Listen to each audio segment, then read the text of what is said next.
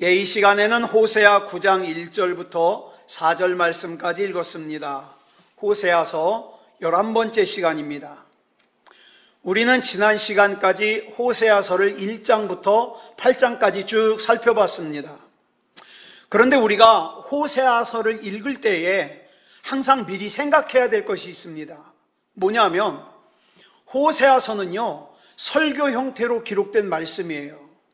그러니까 우리가 지금까지 살펴본 호세아서 1장부터 8장까지는 4개의 설교가 있어요. 4가지 주제의 설교가. 그 중에 첫 번째 설교의 내용이 뭐냐? 내 백성이 지식이 없어서 망한다는 내용입니다. 그 다음 두 번째 설교의 내용은 앞에서 내 백성이 지식이 없어서 망한다고 말한 원인이 뭐냐? 그 원인을 설명하는데 이스라엘 백성들의 교만 때문이라는 거예요. 그러니까 지식이 없으면 교만해집니다. 그러니까 이것을 정리하면 이스라엘 백성이 교만해서 하나님의 뜻을, 하나님의 생각을, 하나님께서 원하시는 것을 알려고 하지를 않아서 하나님의 지식이, 하나님을 아는 지식이 없어졌고 그래서 망하게 됐다는 거예요. 그리고 세 번째 설교의 내용은 앞에서 지식이 없기 때문에 교만해서 망한다고 했는데 그 증거가 뭐냐? 증거를 설명하고 있습니다. 이스라엘 백성에게 인애가 없다는 거예요. 그 다음에 네 번째 설교의 내용으로 인애가 없다 보니까 이스라엘 백성이 뭐가 됐느냐? 뒤집지 않은 전병이 됐다는 거예요. 그래서 한편으로는 분명히 믿음다운 믿음이 아니에요. 그런데 또 다른 한편으로 보면은 아주 신앙생활의 형식을 잘 열심히 갖추는 모습이라 이 말이죠. 그래서 뒤집지 않은 전병이다. 내면적으로는 믿음이 없어서 설익었는데 겉으로는 형식적으로는 율법을 지나칠 정도로 지켜서 타버릴 정도다. 이것이 우리가 지난 시간까지 살펴본 호세아서 1장부터 8장에서 나눈 네 가지의 주제입니다. 그러면 이 네 편의 설교를 우리가 다시 한번 정리하고 넘어갈 필요가 있어요. 첫 번째로 내 백성이 지식이 없다 그랬어요. 지식이 없다. 여기서 말하는 지식은 어떤 지식이냐? 하나님을 아는 지식이에요. 그러니까 여기서 지식이 없다는 것은 쉽게 생각하면 하나님을 모른다는 말도 되지만 조금 더 나아가면 이런 뜻이에요. 하나님을 알려고도 하지 않고 하나님께 관심도 없다. 관심도. 이 말은 다시 말해서 자기 힘으로 살아가는 사람이란 뜻이에요. 그래서 하나님을 아는 지식이 없는 사람은 교만해요. 왜? 내 힘으로 살아야 되니까. 그래서 이런 사람은 하나님을 찾지도 않고 예배하지도 않아요. 예배에도 관심이 없어요. 우리는 하나님께서 우리를 만드실 때 우리 사용 설명서에 우리가 어떻게 해야 행복할 수 있다 그랬죠? 하나님께 영광을 돌려야 행복할 수 있게 우리는 만들어졌어요. 창조가 됐어요. 그래서 우리는 하나님만 바라보고 섬길 때 행복해요. 그래서 우리의 파이프를 하나님께만 연결해 놔야 행복한데 어리석은 인생이 자꾸 이 파이프를 갖다가 여기저기 꼽아놔요. 자기 인생의 주인이 한둘이 아니에요. 여기도 내 주인, 여기도 내 주인, 막 여기저기다가 파이프를 꼽아놓는 거예요. 그래가지고 엉뚱한 곳에다가 파이프를 연결해 놓으면 당연히 엉뚱한 것들이 내 안으로 들어오겠죠.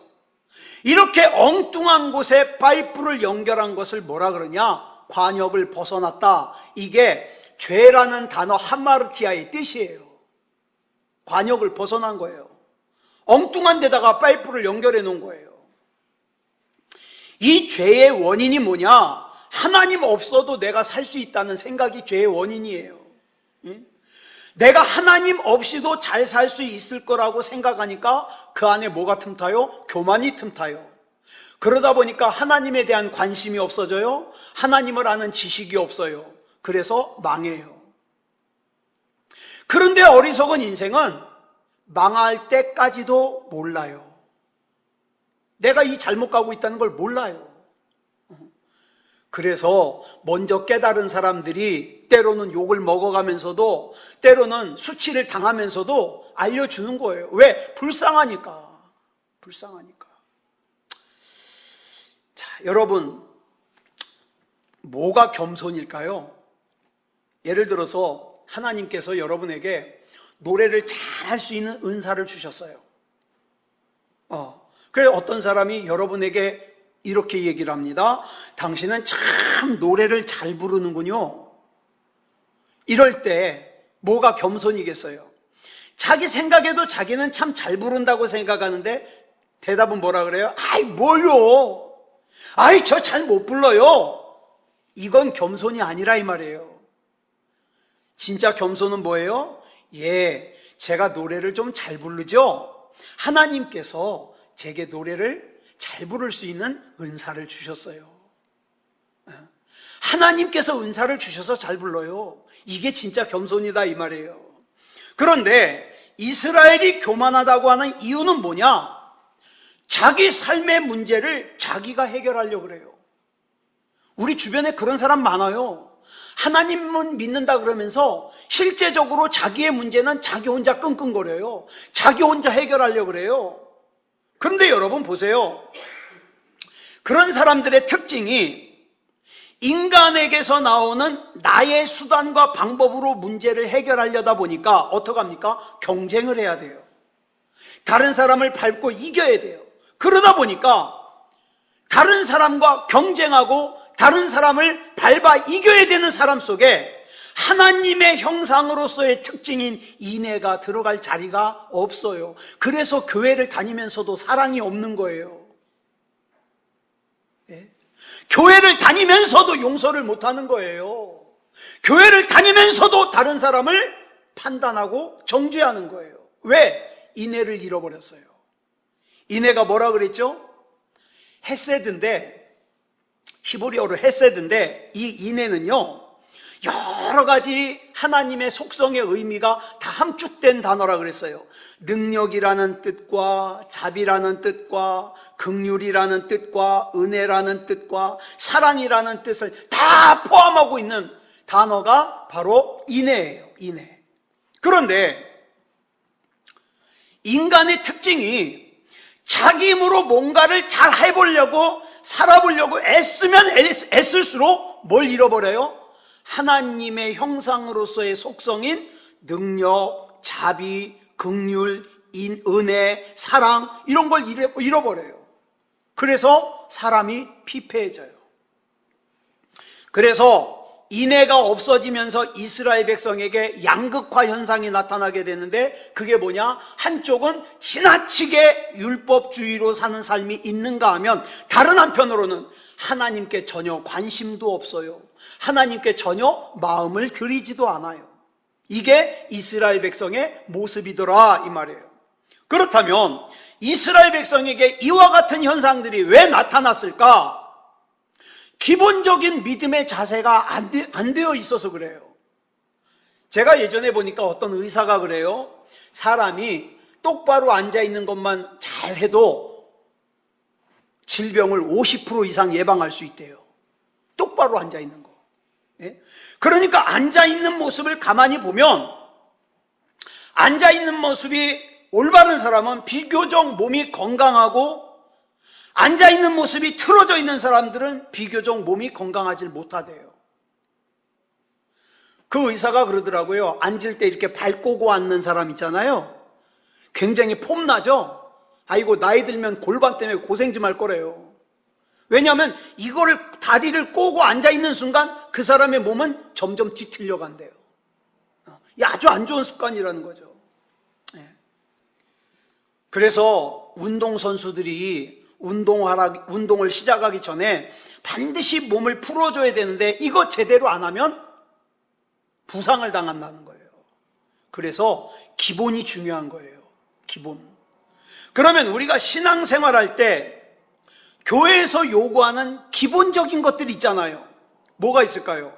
성경을 읽어야 된다. 기도해야 된다, 예배에 잘 참석해야 된다, 11조 생활을 해야 된다, 이런 것들이 신앙생활의 전부는 아니에요, 이게. 그렇지만 신앙생활을 잘 할 수 있게끔 해주는 기본이에요. 다시 한번 얘기해요. 다시 한번 강조합니다. 성경을 읽는 거, 기도하는 거, 예배에 잘 참석하는 거, 11조 생활하는 거, 신앙생활의 전부는 아니에요, 이게. 그런데 우리는 대부분 생각하기를 성경을 읽으면, 기도를 하면, 예배에 잘 참석하면, 11조 생활하면 신앙생활 다 했다고 생각해요. 그렇지 않아요. 이거는요, 엄격하게 말하면 신앙생활의 에너지예요, 에너지. 신앙생활 자체가 아니에요. 그렇다면 신앙생활은 뭐냐? 이것들을 근거로 해서 우리 삶 가운데서 하나님의 뜻을 깨닫고 하나님의 뜻대로 살아내는 거, 이게 신앙생활이에요.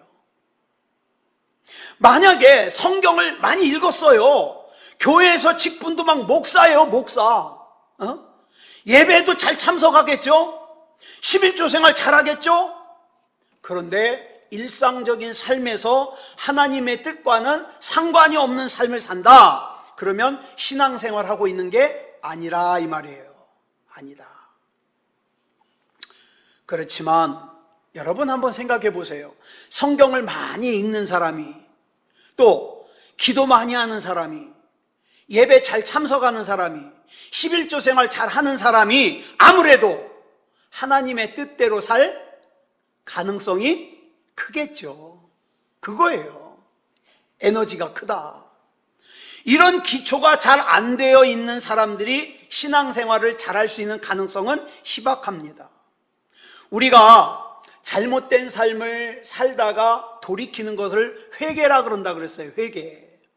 이 단어는 돌이킨다는 뜻의 회와 고친다는 개가 합쳐져서 만들어진 단어예요.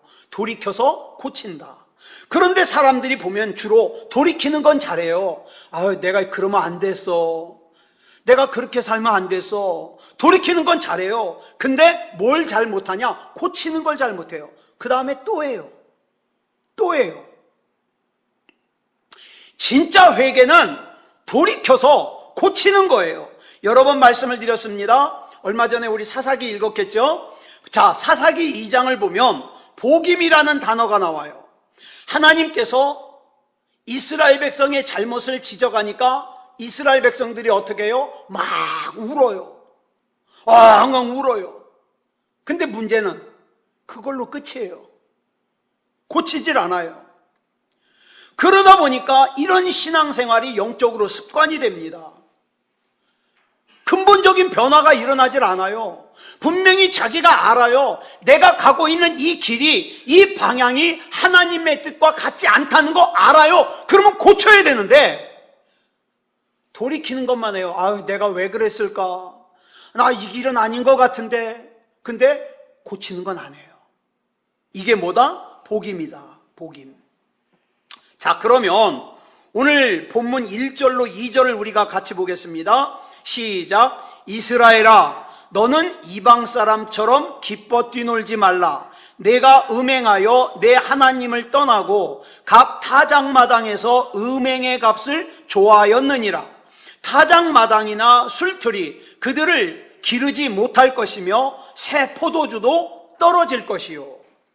여기 보니까 기뻐 뛰놀지 말라라는 말과 그 다음에 2절에 나오는 새 포도주도 떨어질 것이요. 이게 중요해요. 이 두 말은요, 지금 이스라엘 백성에게 하나님께서 구속사적으로 미리 알려주시는 사건이에요. 예수님께서 공생애를 시작하면서 첫 번째로 행하신 표적이 뭡니까? 첫 번째 표적. 가나의 혼인잔치에서 물로 포도주를 만드시는 사건이죠. 예수님의 어머니께서 가나에 있는 어느 혼인잔치집에 가셔서 일을 도와주고 있었어요. 그리고 후에 성경을 보니까 예수님과 제자들이 그 집에 초대를 받아 왔습니다. 이런 정황으로 봐서 이 혼인잔치하는 집은 예수님의 친척집이거나 아니면 굉장히 가까운 집일 거예요. 그런데 한참 잔치를 하고 있는 중에 포도주가 떨어졌습니다. 여러분, 유대인들에게 있어서 혼인잔치에서 포도주는요, 단순한 음료수의 의미 이상이에요. 유대인들에게 있어서 혼인잔치에서의 포도주는 이런 얘기까지 있어요. 신랑 신부는 없어도 포도주는 없으면 안 된다.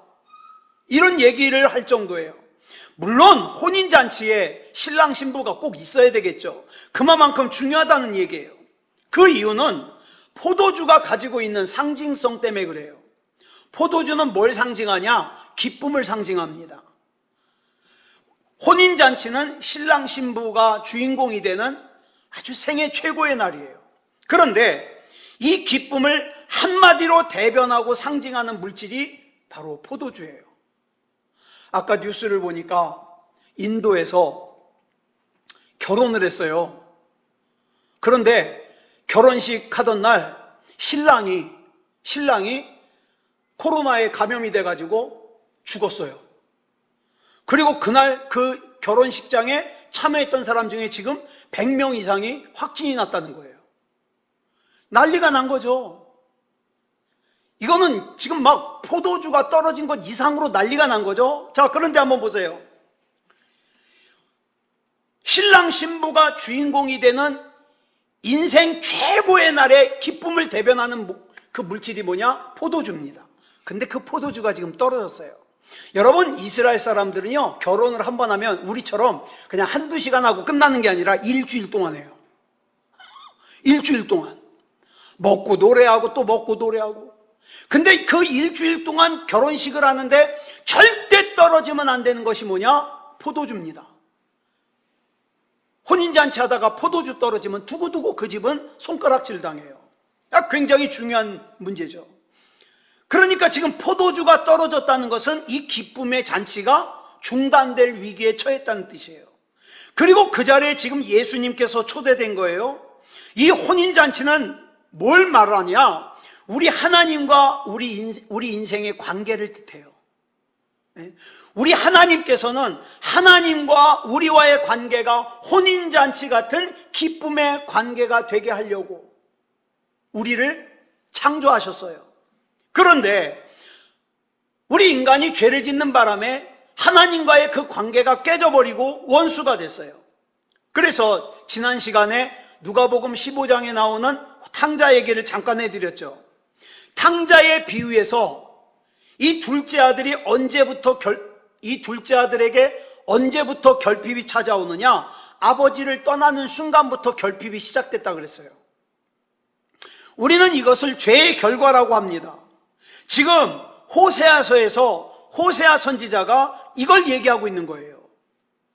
그래서 예수님의 어머니인 마리아가 예수님께 자, 지금 아주 중요한 포도주가 떨어졌다. 결핍의 내용을 갖다가 설명을 합니다. 예수님의 어머니는 왜 그랬을까요? 예수님의 어머니는 예수님이 어렸을 때부터 평범한 아이가 아니라는 걸 이미 알고 있어요. 왜? 벌써 잉태할 때부터 천사가, 그죠? 수태고지 했잖아요. 남자를 알지 못하는 자기에게 들어섰잖아요. 그거부터 시작해서 자라면서 참 이 예수라는 아이는 신비로운 존재예요.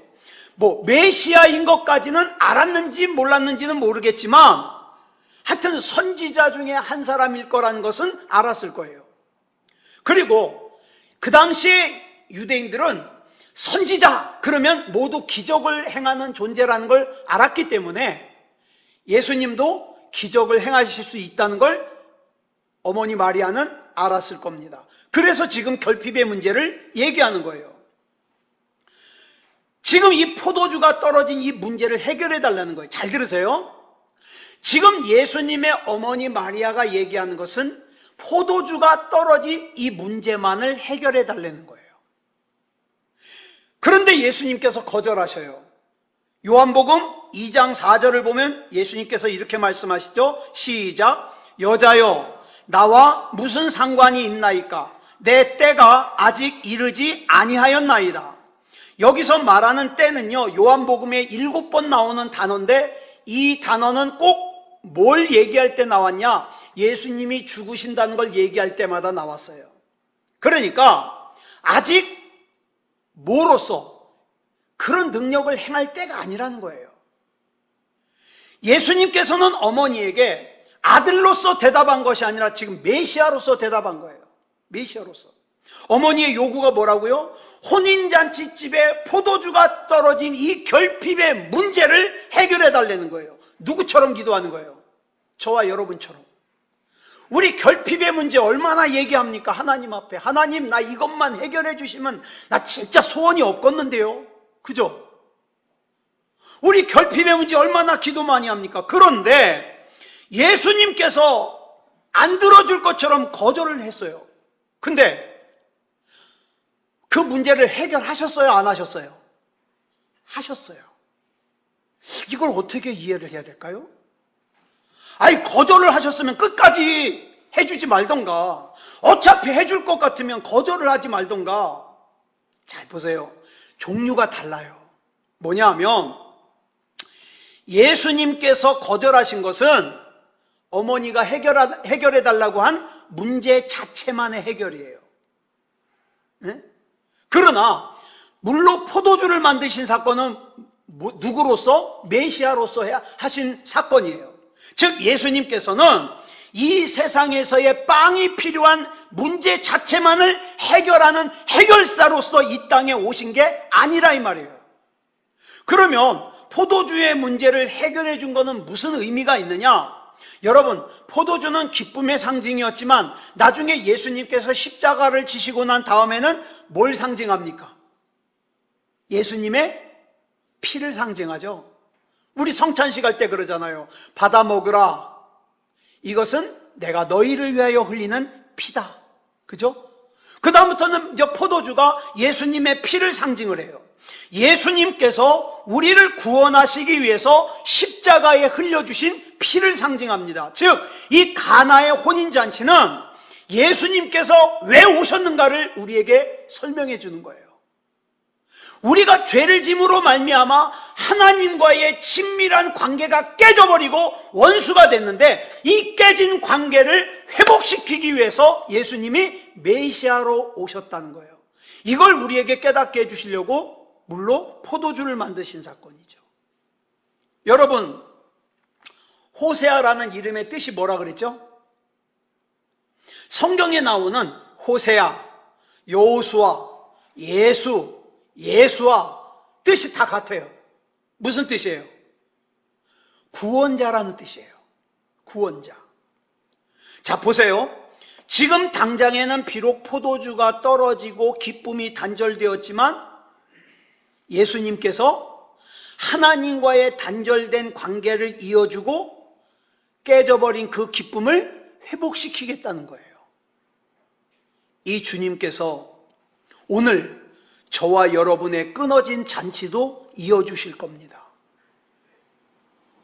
지금은 하나님이 주시는 기쁨이 기억도 안 날 정도로, 하나님이 주시는 은혜가 기억도 안 날 정도로, 하나님이 주시는 능력이 기억도 안 날 정도로 지쳐버리고 무너져 있지만, 그러나 여러분 기억하세요. 우리 주님은 그 끊어진 잔치를 회복시켜주기 위해서 이 땅에 오셨어요. 우리는 그걸 뭐라 그런다? 구원이라 그런다. 구원. 자, 그럼 본문 3절 보겠습니다. 시작. 그들은 여호와의 땅에 거주하지 못하며 에브라임은 애굽으로 다시 가고 아수르에서 더러운 것을 먹을 것이니라. 여기서 말하는 여호와의 땅은 어디를 얘기를 하는가? 물론 약속의 땅인 가나안 땅을 얘기합니다. 그런데 좀 더 깊은 의미로 생각하면 하나님께서 통치하시는 땅을 뜻해요. 예를 들어서 제가 이제 자동차 얘기를 해야 되겠는데 여기 자동차가 없잖아요. 그래서 이제 여러분들에게 이런 얘기를 합니다. 여러분, 이 책이 자동차라고 하겠습니다. 그리고 이제 얘기를 하는 거예요. 이렇게 설명을 하면 이 책이 뭘 예표하는 거예요? 자동차를 예표하는 거예요. 그래서 이제 설명을 하는 거죠. 마찬가지로 하나님께서 하나님의 나라를 설명하시는데 그 개념을 이스라엘 백성들이 알아먹기 쉽게 설명하기 위해서 모형을 드는데 그 모형이 뭐냐? 땅입니다. 땅. 땅을 히브리어로 에레츠라 그러는데 이 땅을 통하여 뭘 설명하냐? 하나님의 나라를 설명하시는 거예요. 그러면 이제 이 땅을 통해서 하나님의 나라를 설명하는데 여러분, 나라가 되려면 세 가지 중요한 게 있어야 돼요. 나라가 되려면, 나라를 이루려면 첫째, 영토가 있어야 돼요. 두 번째, 주권이 있어야 돼요. 세 번째, 국민이 있어야 돼요. 이 세 가지가 꼭 있어야 돼요.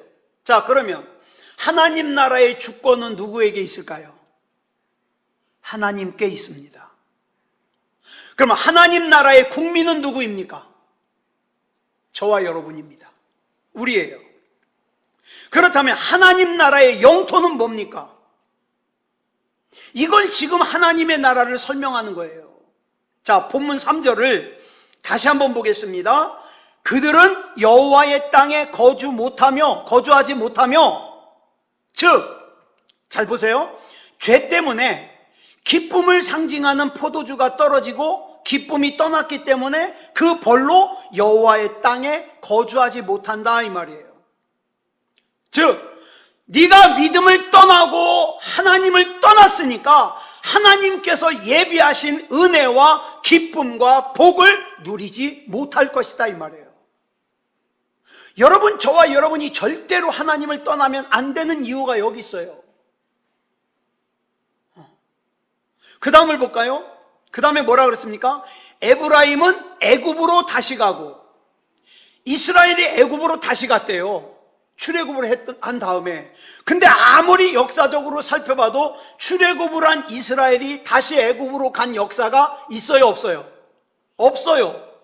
그러므로 여기서 에브라임이 애굽으로 다시 갔다는 말은 실제로 이스라엘 백성이 애굽으로 갔다는 뜻이 아니라 이스라엘 백성이 애굽에서 종살이 할 때 가졌던 영적인 상태로 다시 돌아갔다, 이 말이에요.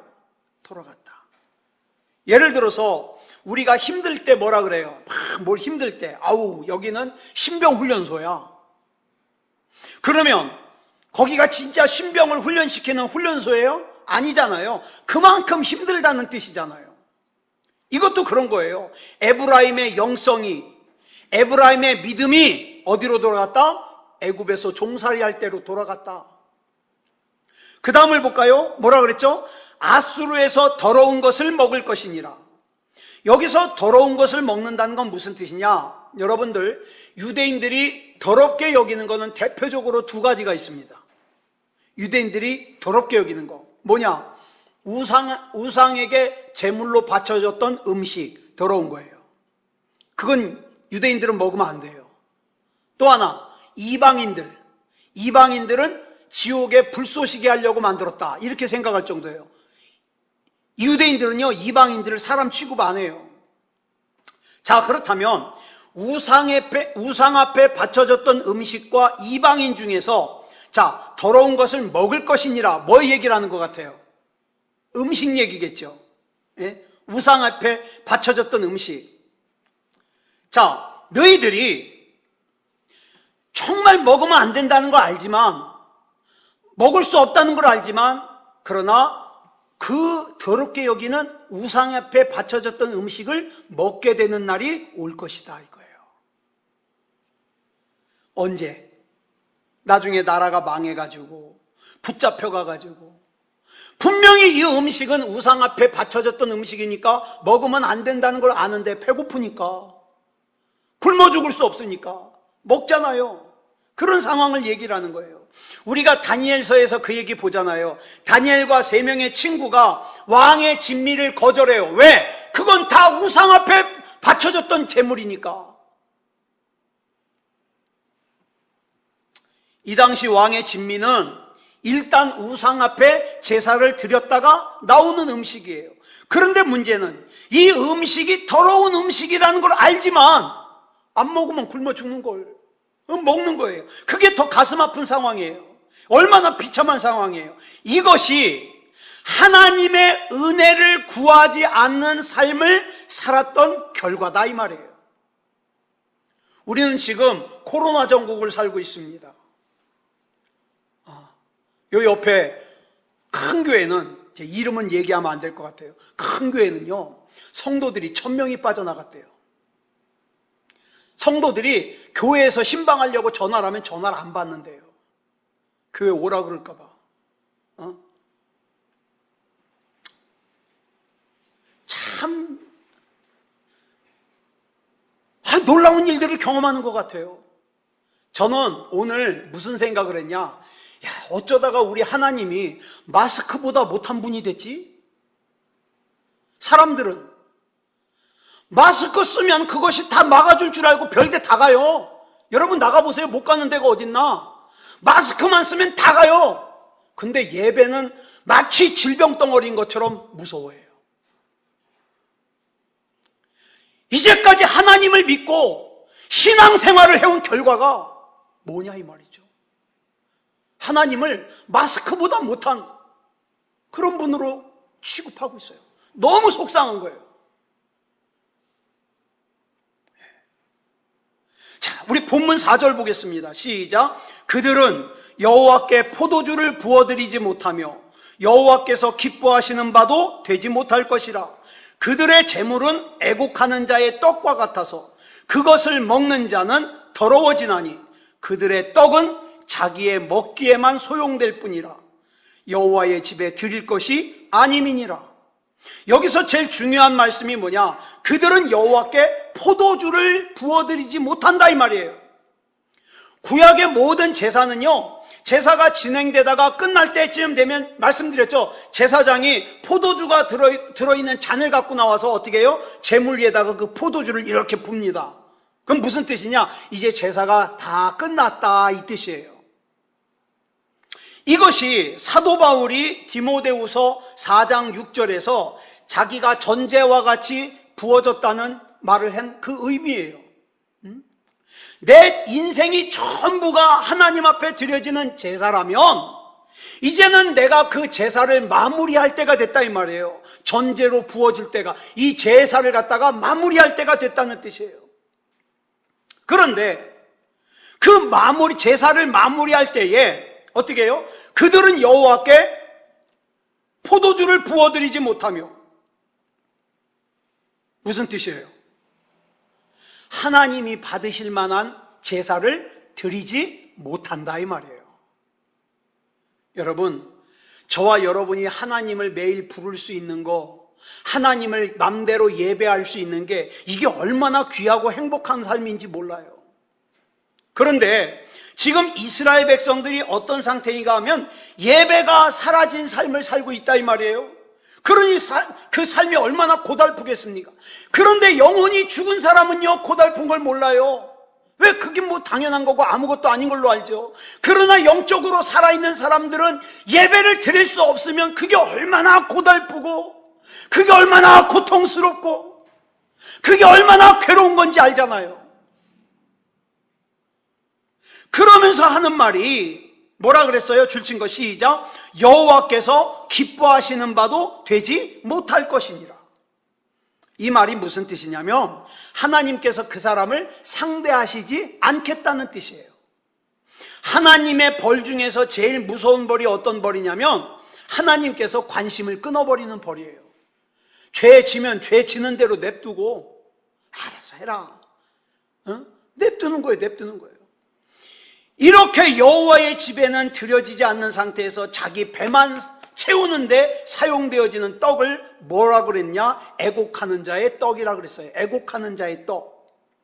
자, 사랑하는 여러분, 저와 여러분은 어떤 신앙생활을 해야 되느냐? 하나님께서 관심을 가져주시는 신앙생활을 해야 돼요. 하나님께서 상대해 주시는 신앙생활을 해야 돼요.